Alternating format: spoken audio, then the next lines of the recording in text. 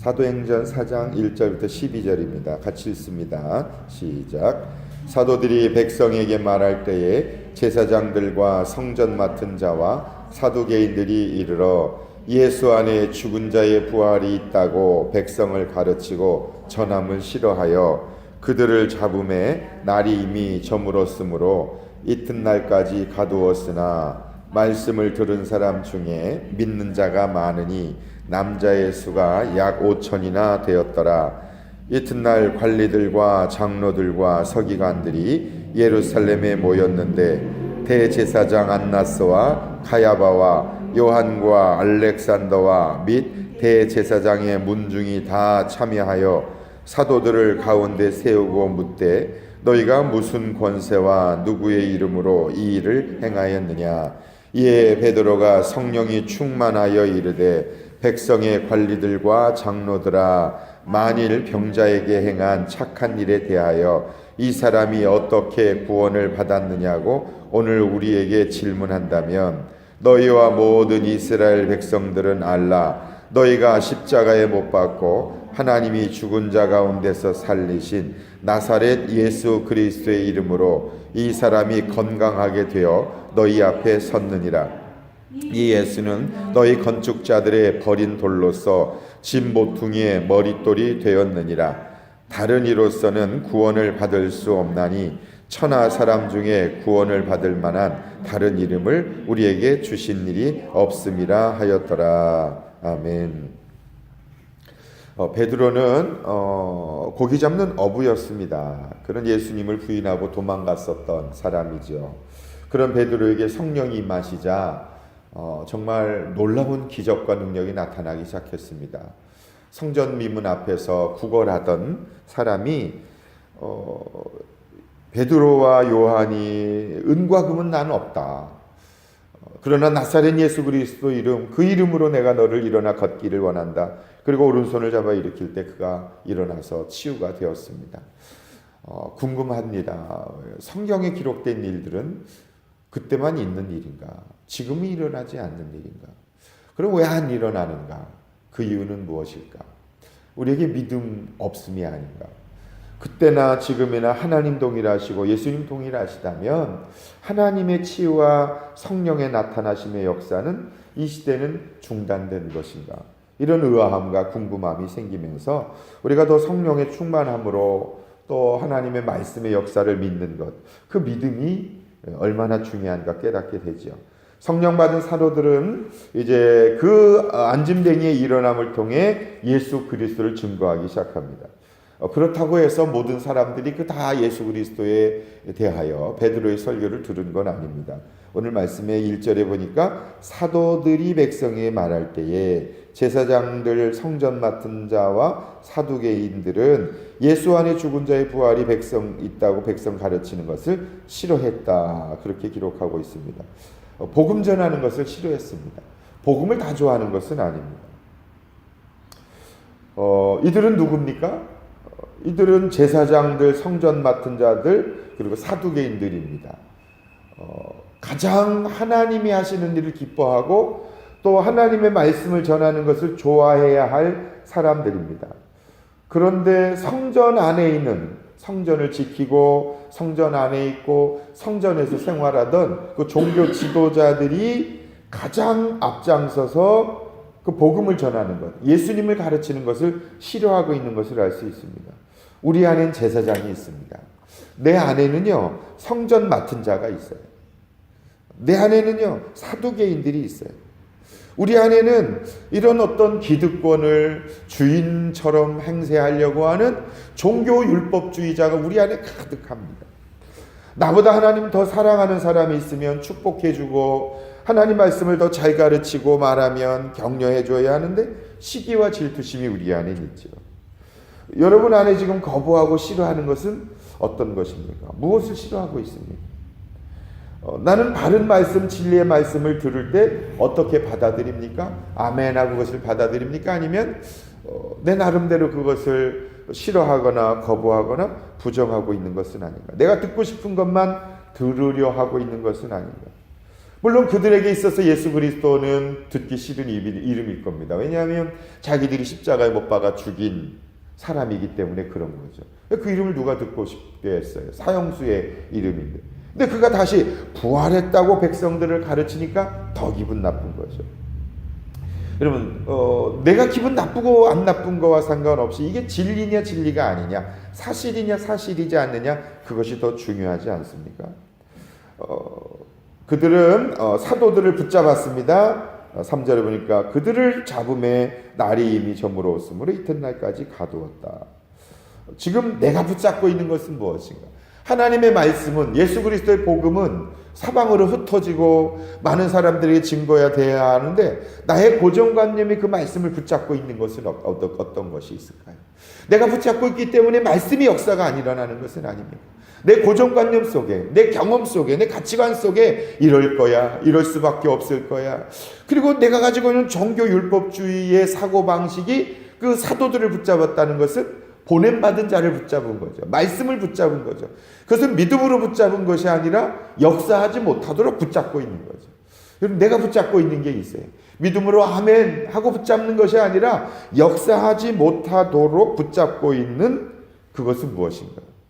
교회 안에 붙잡혀 있는 예수가 너무 많이 있어요. 모르는 것으로, 예수는 모르는 것으로 복음이 증거되어야 하는데, 선교지로 나가야 하는데 그것을 붙잡고 있는 거죠. 심지어는 가두었다. 성경 그렇게 증거하고 있습니다. 가두고 있다. 어둠은 빛을 거부합니다. 악은 선을 미워합니다. 나의 죄를 지적할 때 거부하지 말고 받아들여야 하고, 말씀이 내게 찾아올 때 아멘하고 그것을 수용해야 합니다. 그럴 때 그 말씀이 내 안에서 역사하고, 그 말씀이 치유하고, 말씀이 나를 고치고, 말씀이 능력이 나타나게 되는 것이죠. 내 안에 자꾸 가두어 두지 말아야 된다. 이런 것을 묵상해 볼 수 있습니다. 교회 안에 보면 이해관계로 거부되고 있는 것이 많이 있죠.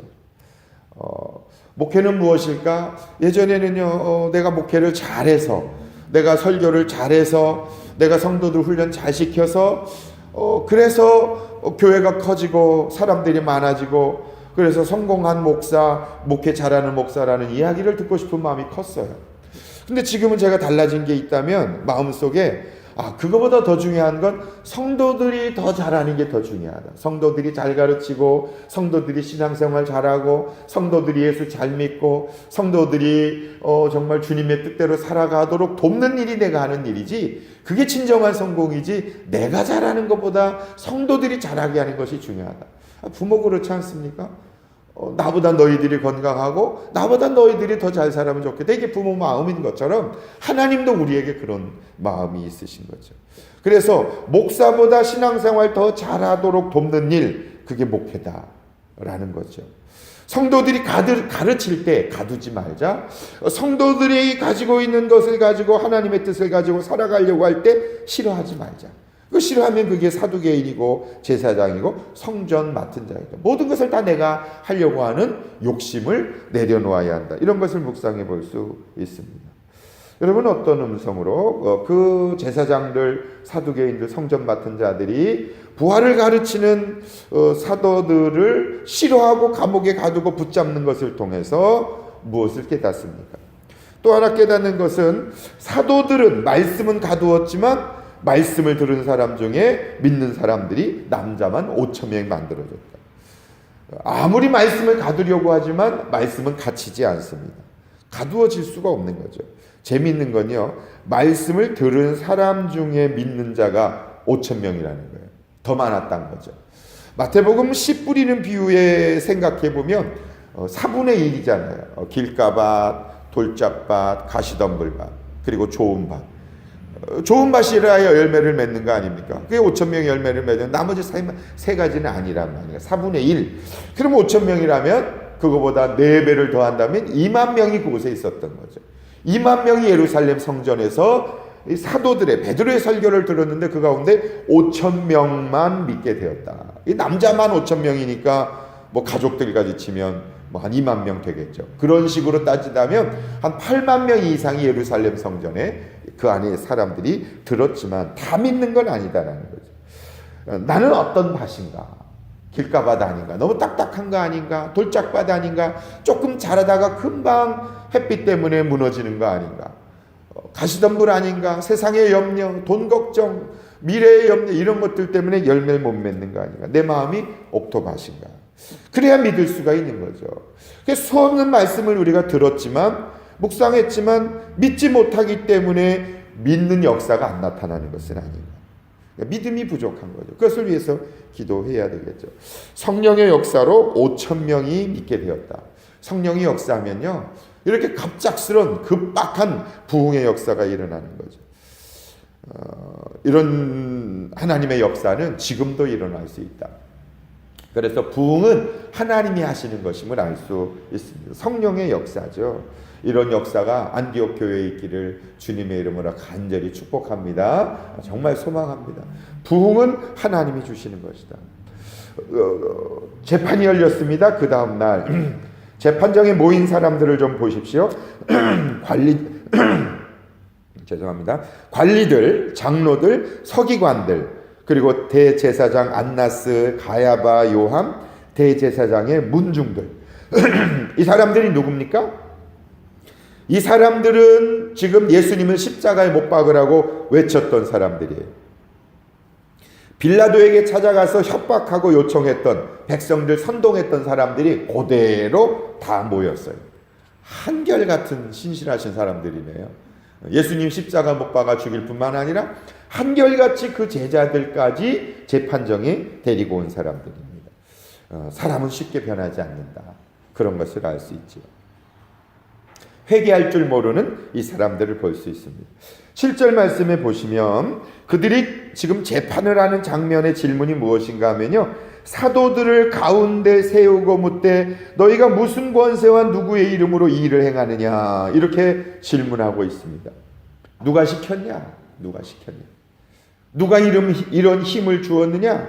궁금해서 묻는 거 아닙니다.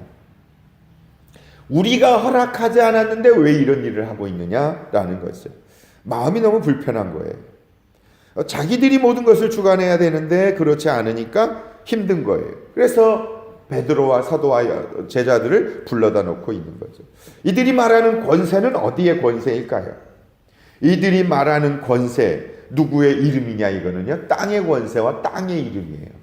하나님의 권세와 하나님의 이름, 예수님의 이름이 아니라 이 세상에서의 권세와 이 세상에서의 이름 가운데 누구냐, 이렇게 이야기하고 있는 거죠.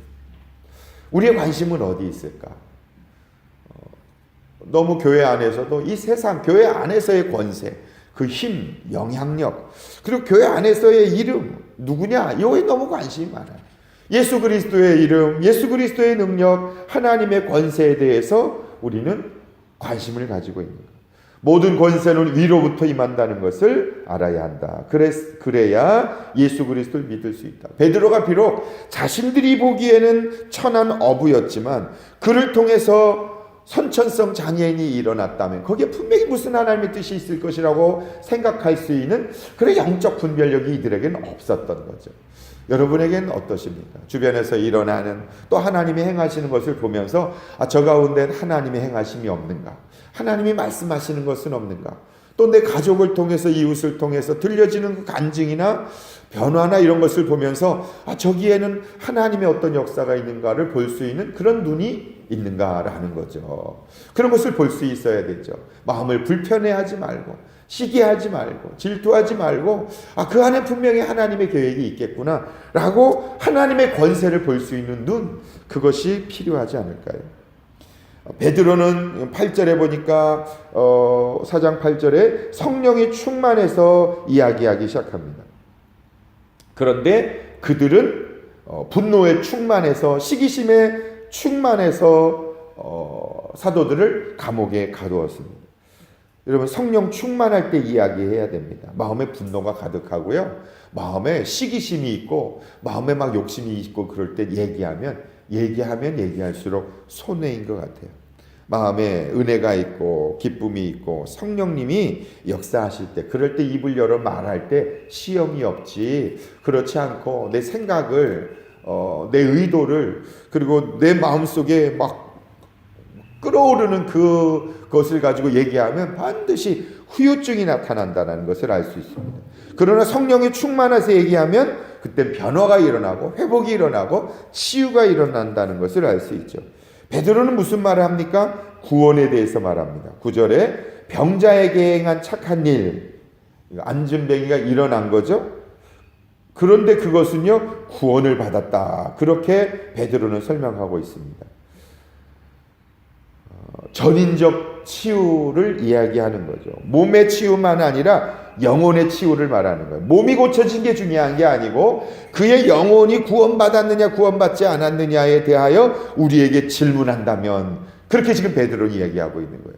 만약에 우리의 입장이라면 병이 고쳐진 일은 내가 기도했더니, 내가 오른손 잡아 일으켰더니, 내가 그동안 얼마나 이렇게 얘기했을 텐데 베드로는 그렇게 얘기하지 않습니다. 그 일은 예수 그리스도께서 구원해 주셨다. 10절에 예수님을 증거하기 시작합니다. 구원의 주체는 예수님이시다.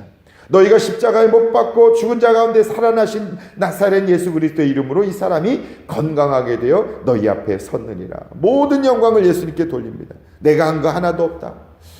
봉사를 해도 기도를 해도 목회를 해도 내가 한 것 없다. 주님이 하신 것이다. 그래야 섭섭함이 없는 거예요. 안 그러면 자꾸 섭섭해지는 거예요. 내가 이렇게 했는데, 이렇게 열심히 했는데, 이만큼 했는데 왜 이런 일이 안 생기고 왜 인정이 안 되고, 그러면 마음에 섭섭해지니까 부작용이에요. 그동안 있었던 모든 것들이 사라지게 되는 결과를 초래하는 거죠. 내가 주인이 아니다.